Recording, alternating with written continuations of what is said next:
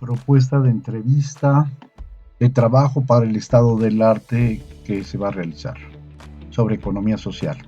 La propuesta busca clarificar conceptualmente y epistemológicamente lo que es la economía social y solidaria y también las llamadas otras economías alternativas, ya que hay diferencias relativas entre ellas, hay conceptualizaciones importantes, pero también hay cuestiones que traslapan, convenciones que requieren mayor discusión, razonamiento y que pertenecen a criterios distintos, hay ambigüedades, hay controversias de posturas, hay procesos críticos, históricos y elementos complementarios.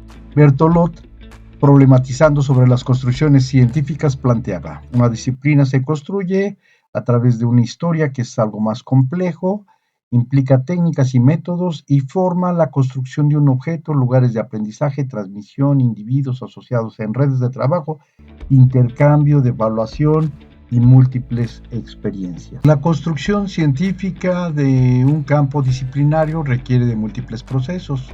Pertenece primero a una división social del conocimiento, implica la formación de cuadros, investigadores, profesionistas, especialistas de un saber o de un conocimiento, el dominio de los saberes pertinentes, teorías, métodos, instituye el conocimiento en su formalización, hay prácticas y valoraciones dentro de la cultura de la investigación. En las investigaciones que se realizan, en las preocupaciones colectivas que hay, en los eventos que están orientados a ciertos fines, en los ambientes que propician la investigación y la discusión, en espacios abiertos, el aprendizaje colectivo, en las nosferas que tienen que ver con la información y con lo que se produce. Pues tenemos el conocimiento construido por las aportaciones teóricas, los métodos, las técnicas, las críticas, las ausencias, lo que no explica o lo que no se dice, las omisiones, los nuevos descubrimientos, otros elementos. Los campos científicos son dinámicos y la cuestión que predomina pues son las teorías dominantes. La Asociación Americana de Psicología define el estado del arte como las evaluaciones, sistematizaciones críticas de toda la literatura científica que ha sido publicada sobre temática o problemática específica. La organización, la integración, la evaluación del material previamente publicado y que tiene en cuenta el progreso de la investigación, la clarificación del problema de la temática. Resume las investigaciones previas, identifican relaciones, las contradicciones, las lagunas, las inconsistencias en la literatura, sugiere los siguientes pasos o etapas o posibles soluciones ante los problemas o la comprensión de la temática revisada. Sin embargo, es importante que no solamente son los problemas o las inconsistencias teóricas, en el fondo están los problemas ideológicos que quieren dejar los países colonizadores, los países imperialistas, van dejando esquemas de pensamiento, formas de pensar, lógicas para resolver o actuar en la vida cotidiana, y ese es el caso de Pierre Bourdieu y Louis Wonka, que denuncian la política y la vida académica, como es la cuestión del multiculturalismo, la cuestión de liderazgos, la cuestión de la gobernanza y otra serie de conceptos que han venido implementando los países colonizadores. Ventura de Santos, en el domingo 26 de febrero, en la jornada de este año, señala pues el trabajo que hace el imperialismo estadounidense frente al imperialismo ruso y ante el imperialismo chino, de tratar de decir que Norteamérica es un país que lucha para hacernos felices, más libres y a los países más ricos. Es como quieren hacer creer que hay toda un orden norteamericano y que los norteamericanos han venido a salvar este mundo. Solamente aunado a los problemas teóricos y ideológicos, también está la cuestión de la historia del campo de la práctica teórica, donde pues hay un acotamiento de la percepción. En el caso de México, el Instituto Nacional de Economía Social pues tiene una manera muy fragmentada, solamente ve emprendimientos, no aborda los problemas profundos, no ve a las cooperativas de pescadores, ni piscicultores, ni a las cooperativas de ahorro, ni de microproductores, ni ve a los grupos indígenas, ni las formas de organización que se van dando, ni las formas de solidaridad en las comunidades, las resistencias y el cambio social ha sido omitido por esa institución. Y por eso es tan importante la parte conceptual, porque después, cuando hay problemas con las legislaciones y demás, no queda claro o está muy acotado, muy limitado, muy fragmentado lo que es el concepto, en este caso, de economía social. Estado del arte en la economía social en Latinoamérica. Iniciaremos diciendo que un estado del arte es un inventario y un grupo de teorías que se han desarrollado en tiempo y en espacio en un campo científico. Es una reseña de ideas abstractas que explican o tratan de comprender algún fenómeno importante para conocer, según Thomas Kuhn. Se ha manifestado por lo general en la búsqueda de las posiciones de dominio teórico y también han generado obstáculos epistemológicos, de acuerdo a Gastón Bachelard. No hay teorías puras e ingenuas fuera de tentación del poder o del poder de sentir que las teorías se utilizan para algo o para alguien, de acuerdo a Pierre Bourdieu. Podríamos decir previamente que un estado del arte se ubica en un campo científico o comparte un espacio común donde hay articulación con varias disciplinas científicas para abordar, según el caso, una problemática con el conocimiento o un grupo de ciencias o disciplinas científicas. Definir e identificar el campo científico como un espacio especializado, como un espacio común donde se supone que existe una comunidad académica y donde va a haber investigadores que van a estar trabajando sobre cierto interés. Un estado de arte donde en un campo determinado se dan procesos, construcciones de conocimiento y saberes de manera explícita para un grupo de investigadores que sus fines es conocer y transformar. Se habla de donde metanarrativamente hace referencia de un espacio determinado, un relator, y habla en nombre de, desde una tercera persona, lo que está sucediendo. En este campo no es un espacio estático, es un espacio dinámico, tampoco no es un espacio armónico en el sentido que las personas convivan y de manera natural, espacio donde convivan, sino al contrario, es un espacio crítico y de balance, se hace balances de las contribuciones, donde pueden haber formulaciones complementarias, pero también pueden existir formulaciones antagónicas.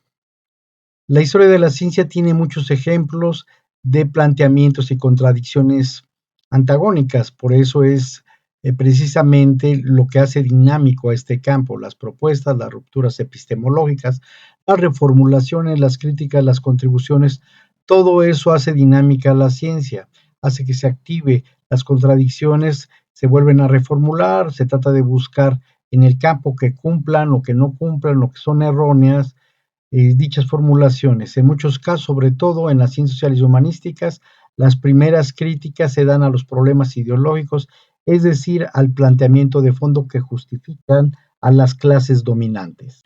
La propuesta de este trabajo es realizar un estado del arte con su valoración pertinente para iniciar desde la búsqueda, clarificar conceptualmente y epistemológicamente lo que es la economía social y solidaria y también las llamadas las otras economías o las economías contrahegemónicas de manera pertinente, prudente, indicar las diferencias relativas, las conceptualizaciones importantes, las cuestiones que se traslapan, las convenciones que se requieren, mayor discusión, razonamiento, pertinencia, dos criterios distintivos, las ambigüedades, resolver las controversias de las posturas, los criterios, los procesos históricos específicos, las adaptaciones, las demarcaciones no claras, las confusiones axiológicas, etcétera. Por eso es necesario clarificar dichos conceptos y planteamientos.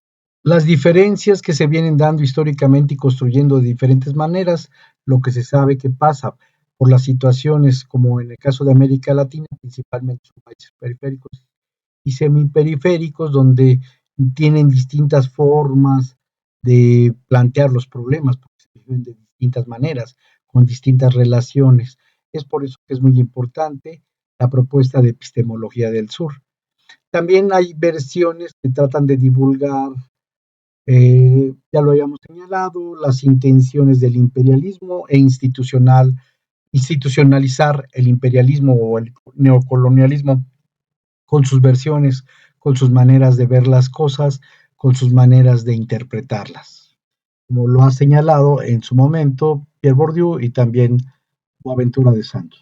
Con todo busco, pues, se busca recapitular visibilizar, valorar, reconocer, divulgar, reflexionar, también el trabajo de los investigadores de Latinoamérica, que atienden problemáticas comunes y singulares de Latinoamérica y que son distintas a otros países, como son los países centro.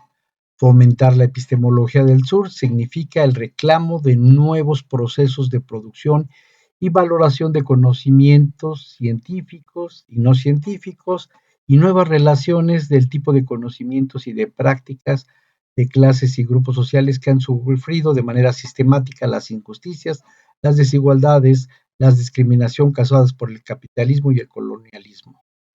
Un sur anticolonial es lo que pregona de Sousa Santos. Pues este sería un esquema muy representativo que hizo Jorge María Mondaguer, este estado del arte, donde podemos ver cronológicamente en dónde aparecen las corrientes, quiénes son sus portadores, cuáles son las corrientes teóricas del estado del arte, dónde hay continuidad, dónde hay puntos de conflicto, dónde hay puntos antagónicos, dónde hay puntos de agotamiento, donde ya no dice lo que llamaba Bachelard obstáculos epistemológicos. Entonces se dan los puntos de continuidad, los puntos de complementariedad cuando se apoyan unos con otros, los puntos de distancia de distintos planteamientos que se van dando, los puntos de convergencia y las posturas, los distintos paradigmas que se dan en ¿Qué teorías se encuentran en la economía social o en las economías contrahegemónicas en Latinoamérica? Bueno, pues está el mutualismo, el cooperativismo, la economía social, la economía popular, la economía campesina, la economía familiar, la economía feminista, la economía indígena, derivada de esta, la economía boliviana andina, las economías comunitarias, la epistemología del sur, los movimientos sociales de economía y justicia, los movimientos ambientales, los movimientos campesinos, los movimientos de resistencia cultural e identidad, de interculturalidad y de colonialidad, los movimientos de agroecología, los movimientos de los vínculos, los movimientos de baja ecuménico de la teología de la liberación, los territorios, las comunidades, los pueblos, las subjetividades, las resistencias, las reexistencias, los movimientos antisistémicos y la economía para la vida, que ha impulsado Hickelman y Mora.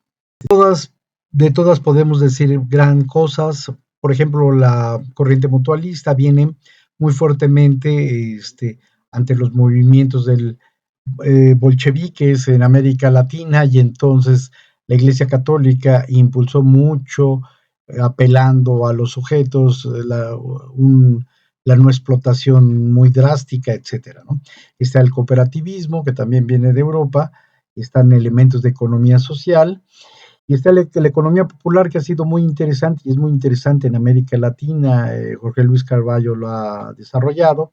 Está la economía campesina, ahí donde hay un grupo de gentes muy importantes, Armando Barta principalmente, que ha trabajado el problema de la economía campesina. Está la economía familiar, más en la tradición de las remesas. Está la economía feminista, está la economía indígena, la economía boliviana, que es toda una escuela también. Están las economías comunitarias, está Boaventura de Santos con la economía del sur, están los movimientos sociales de justicia. Como ahí hay tantos, bueno, ahí hay varios movimientos. Están los movimientos ambientales, están los movimientos campesinos, están los movimientos de resistencia, están los movimientos de agroecología, que algunos se están configurando, no están terminados como tales, pero ya han planteado que se están redefiniendo. Están los movimientos de vínculos, están los movimientos de base ecuménica, religiosa, la teología de la liberación. Ahora, ¿cómo se propone estudiar? Bueno, pues nosotros queremos hacerlo a través de conocedores, investigadores, profesionales y responsables de la economía social. Los conocedores son gente que va a trabajar o que ya tiene experiencia en conocer a los distintos teóricos de la economía social. Los investigadores son los investigadores de América, que al rato vamos a hacer referencia de ellos. Los profesionales y los responsables de la economía social son los que llevan a cabo la práctica teórica que tiene que ver con la economía social.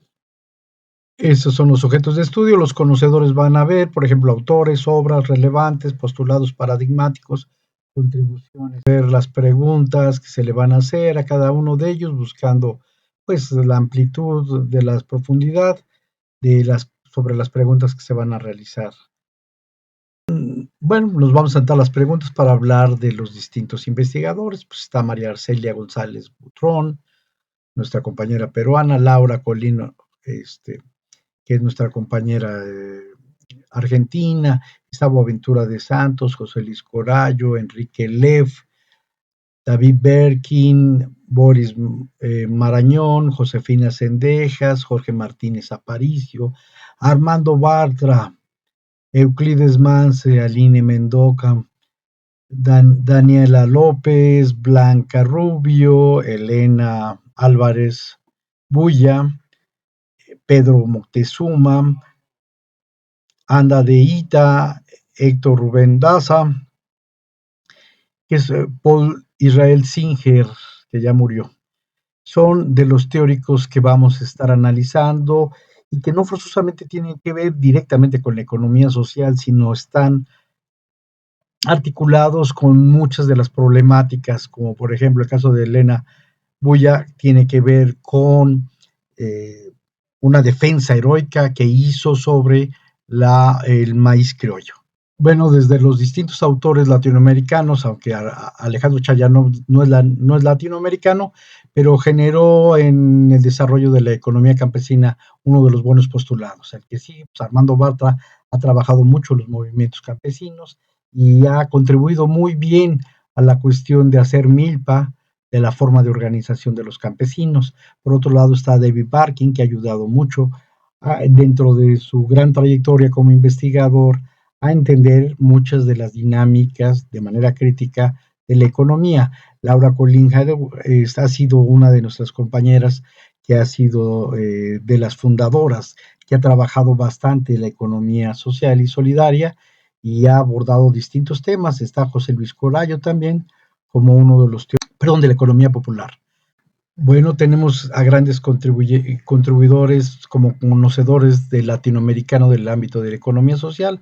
Puedo señalar a varios, entre ellos a Carlos Juan Núñez, un compañero que ha trabajado mucho, es un buen investigador, y va a tener una serie de propuestas sobre respuestas que hay a Enrique de la Garza, por ejemplo. También está nuestro compañero Ricardo Antonio Tena Núñez, que está peleando un espacio para que se reconozca el derecho a vivir con espacios dignos, el derecho espacial, el derecho a vivir dentro de la economía social de manera digna en los espacios. Está también nuestra compañera Susana García Jiménez, que ha trabajado muy bien las cuestiones mutualistas, que ha trabajado muy bien. Está la maestra Ángela Esmena Lozano, que ha trabajado lo de identidades afroamericanas de manera muy fuerte. Está Jesús Manuel Ramos, que ha trabajado lo de administración alternativa. Está también nuestra compañera Alejandra Jazmín, que ha trabajado sobre cooperativas. Tere Magallón, que ha trabajado cuestiones de organizaciones. Rubiela, Diego García, Pedro, Erika Piña. Son bastantes los compañeros que tienen conocimiento sobre estas cuestiones y que es fundamental pues que entendamos lo que es economía social desde sus distintas aristas. Está José Jesús Alejandro Ramírez, que ha trabajado muy bien las cuestiones religiosas, sobre todo las cuestiones de teología de la liberación. Está Rubiela Álvarez, que ha trabajado muy bien las cuestiones de incidencia con las comunidades, igual Hans Adiel. Diego Mauricio Montoya ha trabajado muy bien las cuestiones de interculturalidad, como Esther Gutiérrez y un equipo español que nos está echando la mano y que ha trabajado de manera muy completa y profesional. Bueno, son bastantes las gentes que nos están ayudando y esperamos pues que contribuyan con su conocimiento nuevamente en esta obra magna de Estados del Arte. Nuestro compañero Pedro Solís manifestó que estamos perdiendo espacios, los académicos y las revistas académicas a nivel nacional. Eso es la epistemología del sur, volver a recuperar los espacios y sobre todo los espacios con cierta rigurosidad científica, con una amplitud de criterio, pero sobre todo pues que estemos luchando por lo que pasa en Latinoamérica y esto no lo van a publicar en las revistas norteamericanas. Esto es importante que lo señalemos y que no nos vayamos con criterios de calidad y perder espacios para la epistemología del sur. A continuación dejo una problemática que nos compartió nuestro compañero Euclides Mance sobre un trabajo que estábamos realizando y que había intercambios, interfaces no muy prudentes que tienen que ver con los estados del arte. Entonces, esta reflexión la hizo involuntariamente, pero nos va a servir bastante, Eugenio Mance, sobre la pertinencia de los estudios de los estados del arte y la parte conceptual teórica. Gracias.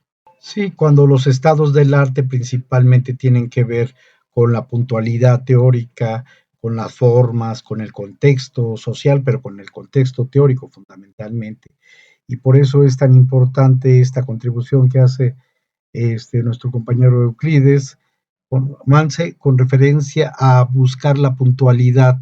Entonces, estábamos haciendo un trabajo sobre diseño curricular y él señalaba que es importante pues de manera genérica sí apoyar y hacer una nota de pie de página que se hizo, bueno, claro, a partir de la observación sobre todo, pero que trata pues de la importancia que debe de tener la seriedad epistémica, teórica de la formulación. Bueno, esa es la contribución de nuestro compañero Mance. Buenos días, Ricardo, ¿cómo estás?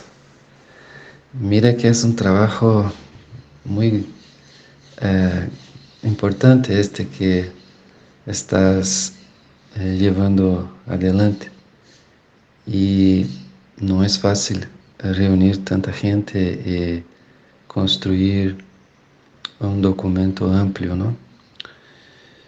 En verdad, tengo yo algunos cuidados con respecto a mi contribución, ¿sí? Tranquilamente se puede publicar el material, no hay ningún problema con respecto a esto, ¿sí? Y le agradezco que se lo incluya, ¿no? Por otra parte, como se tratan de redes y otras organizaciones que yo no tengo mayor información, y por otra parte, otras redes que tengo información no están presentadas allí, ¿no? Por ejemplo, RIPES. No sé cuál es la relación de este material con lo que RIPES está haciendo también con respecto a este tema del currículum, ¿no?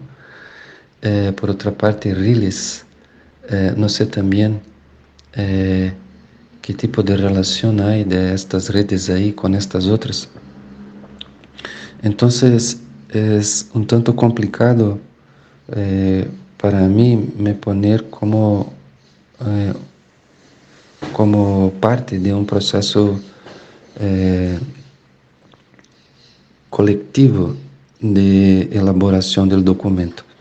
En verdad, yo mismo no leí el documento, entonces no puedo decir si estoy o no de acuerdo con lo que está puesto en el documento.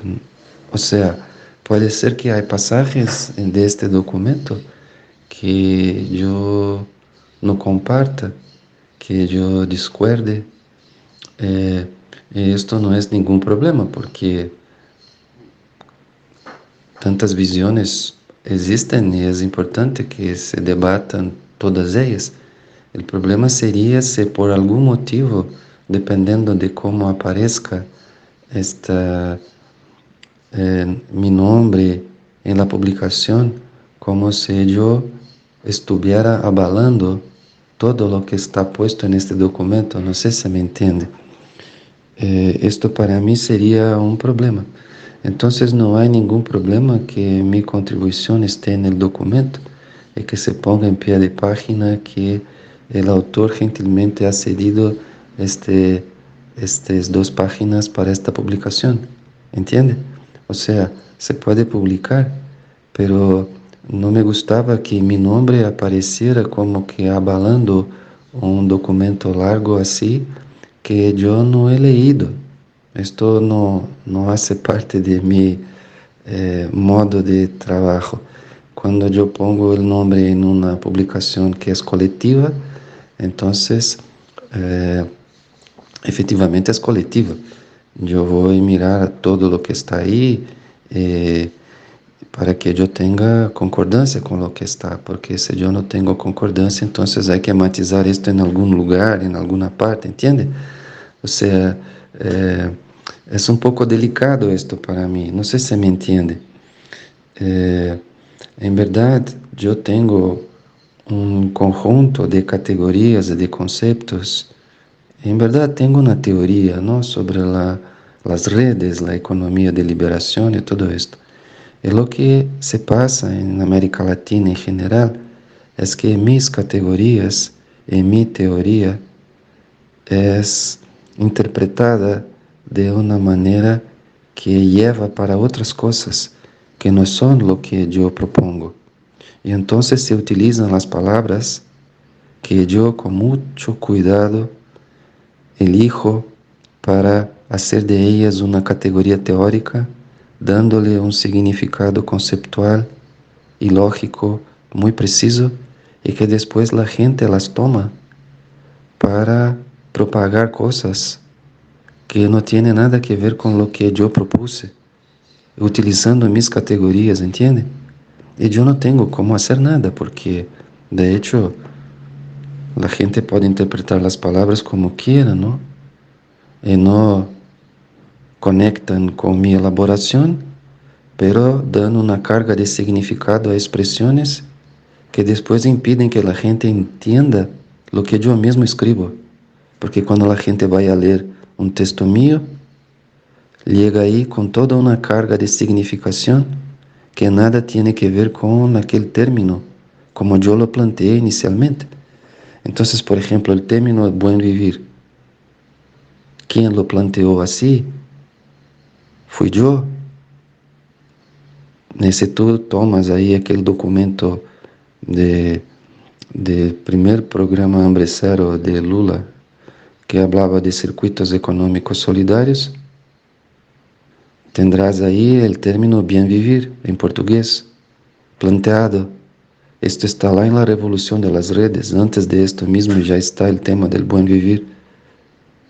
Pero después que se tradució bien vivir de portugués a buen vivir en español, en ICI, Instituto Cooperativo Interamericano, después que buen vivir llegó en Ecuador y se usó la misma palabra para traducir summa causae, y después se propagó que buen vivir es sinónimo de summa causae, y entonces todo lo que yo hablé primero de buen vivir se perdió, como si fuera una cosa de integrarse armónicamente a la naturaleza y el cosmos, cuando que en la origen el buen vivir es una categoría analítica que permite considerar los procesos de opresión económica donde los flujos materiales de poderes y de conocimiento niegan las libertades públicas, afirmando solamente las libertades de unos, ¿sí? Y que permite considerarse el proceso de liberación avanza en la medida que los flujos materiales de poder de conocimiento son compartidos por el conjunto de los actores en un horizonte estratégico de liberación que al mismo tiempo económica, cultural, política, social, ¿entiende? O sea, se mató la categoría de buen vivir para hacer de ella una categoría utópica, que un día estaremos todos nosotros en un mundo donde haya la integración armónica de los seres humanos entre sí y con la naturaleza. ¿Entiende? Entonces para mí es un problema muy grave cuando mi nombre aparece en alguna cosa que yo no leí, porque puede ser que se va a avalar interpretaciones de categorías mías mismas que están leídas de una otra manera. Entonces, categorías como redes de economía solidaria, circuitos econômicos solidários, buen vivir, consumo solidário e outras que eu formulei que estão no debate, estão tão maltratadas e foram tão descaracterizadas que eu não sei o que fazer, porque não tenho como fazer nada. Então, quando tu me pides um navio para poner aí, isto me dá um certo receio, porque pode ser que al final eu compareça como sendo um de los participantes de um processo de debate de um documento que eu nem sequer leí. ¿Entiende? Entonces, lo que propongo es que no hay problema, puede publicar la parte que está puesta ahí. Con mucho gusto le agradezco, ¿sí? Que se lo publique. En verdad, el documento sobre el PRONICES es muy más largo. Tiene hay todo un manifiesto de autogestión comunitaria que integra una visión estratégica de circuitos con economía de liberación y todo esto, ¿no? Que también ya está puesto en diálogo, en debates. Pero quizás mejor sea simplemente poner una nota de pie de página diciendo que el autor gentilmente ha cedido este material para la publicación. Informar ahí en pie de página de dónde viene estes párrafos, ¿sí? Quizás fuera mejor. No hay problema poner en esta nota de pie de página alguna información sobre mí. No hay problema.